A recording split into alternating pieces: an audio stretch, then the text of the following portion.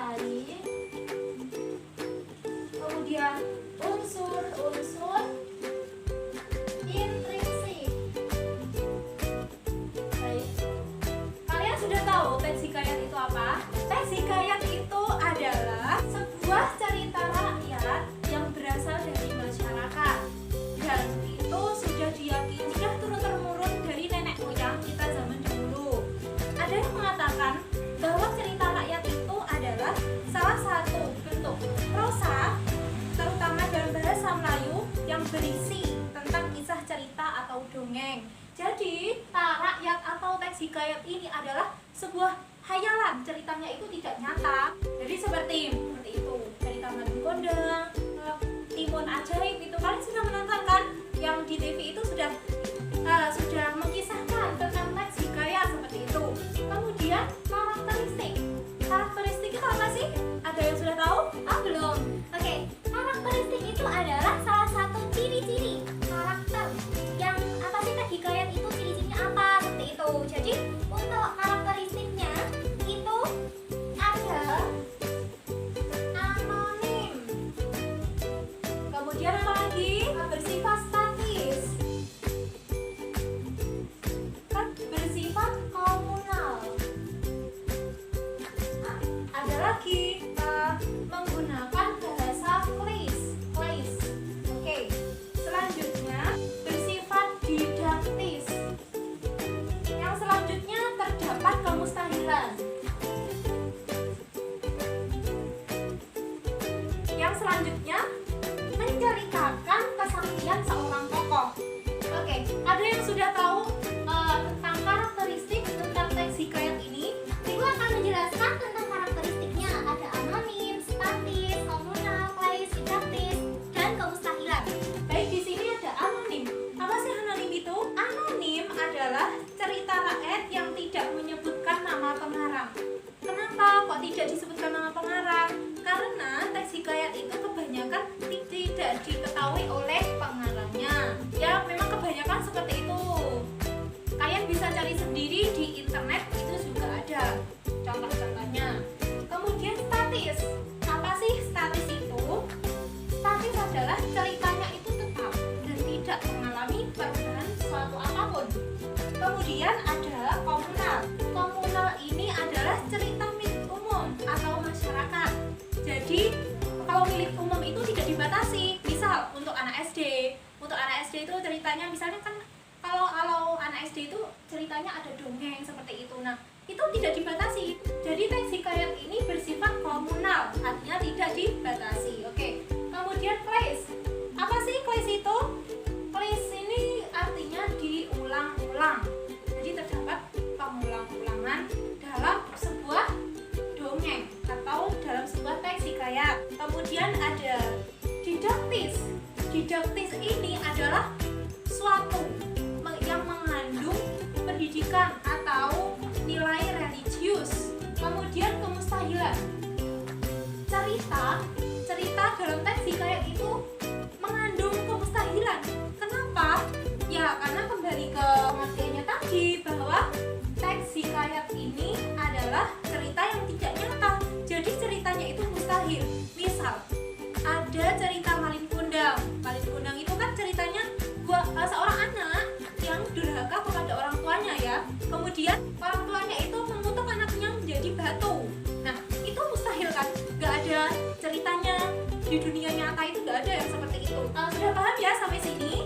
Oke, kalau sudah paham, kita akan membahas strukturnya. Struktur teks hikayat. Tentang struktur teks hikayat itu ada apa saja? Oke, ada orientasi. Kemudian ada rangkaian peristiwa. Kemudian ada reorientasi.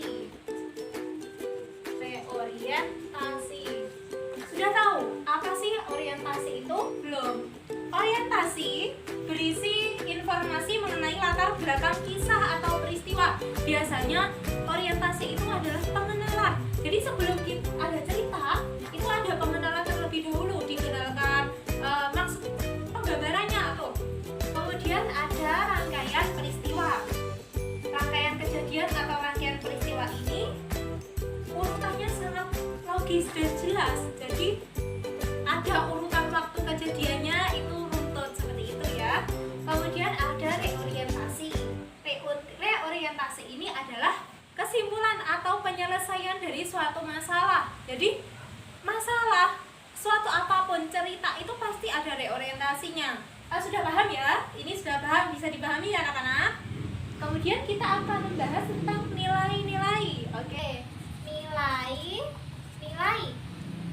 Nilai-nilai yang terkandung dalam teks hikayat itu apa saja sih? Ada nilai ketuhanan. Ada nilai apa saja? Sosial, agama, moral, pendidikan. Nilai ketuhanan itu adalah sebuah hubungan antara manusia dengan Tuhannya.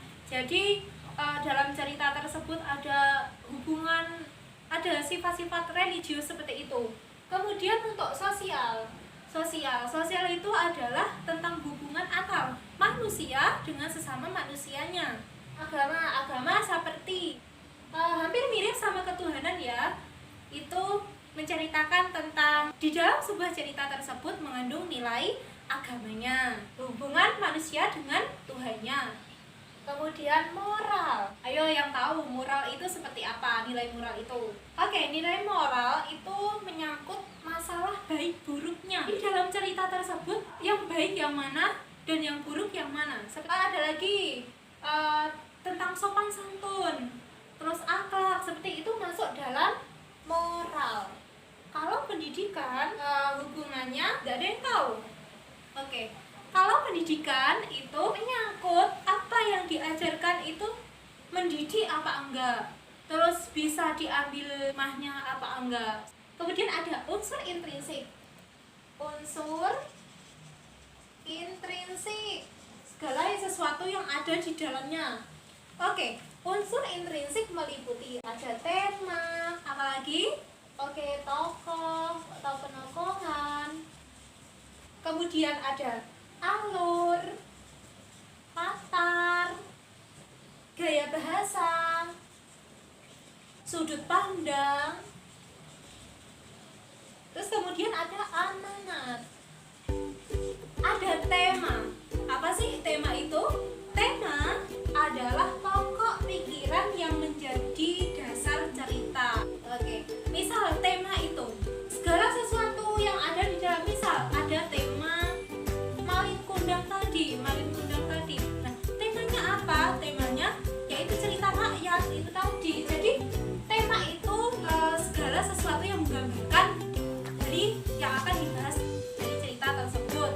Kemudian ada penokohan. Tokoh atau penokohan itu ada yang sudah tahu? Tokoh atau penokohan itu adalah sebuah pengarang memposisikan dirinya itu di mana dalam cerita tersebut. Kemudian ada alur. Alur adalah sebuah rangkaian peristiwa yang memiliki hubungan sebab akibat.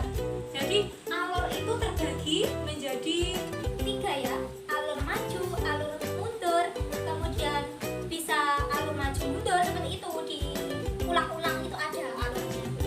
Kemudian latar. Nah, latar di sini ada latar tempat, suasana, latar waktu. Kalau latar tempat itu berhubungan dengan tempat kejadian suatu peristiwa tersebut dalam cerita. Kemudian latar waktu menunjukkan di mana, kapan terjadinya sebuah peristiwa tersebut. Tentang suasananya gimana? Sedih, gembira, senang, atau gimana? Seperti itu. Sudah paham ya? Oke, sudah paham. Baik, sekarang kita membahas tentang gaya bahasa. Gaya bahasa itu seperti ini. Contohnya gimana ya? Ada imajinasi, terus diksi. Jadi gaya bahasanya itu ada yang menggunakan bahasa Indonesia jelas, ada yang enggak, seperti itu. Kemudian amanat. Nah, tentunya amanat sudah tahu ya kalian. Amanat itu apa? Ayo, apa? Benar sekali. Amanat adalah pesan yang disampaikan oleh pengarang.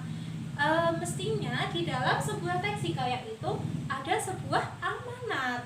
Oke, seperti itu saja penyampaian dari Ibu.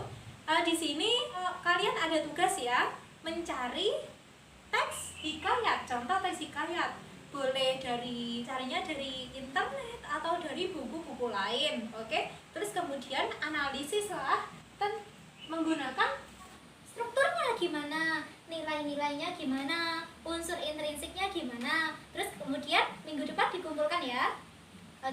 Baik, itu saja penyampaian dari saya. Apabila ada kurang lebihnya saya mohon maaf. Semoga apa yang kita pelajari pada pagi hari ini dapat bermanfaat bagi kita semua. Baik, wabillahi taufiq wal hidayah, waridho wal inayah. Wassalamualaikum warahmatullahi wabarakatuh.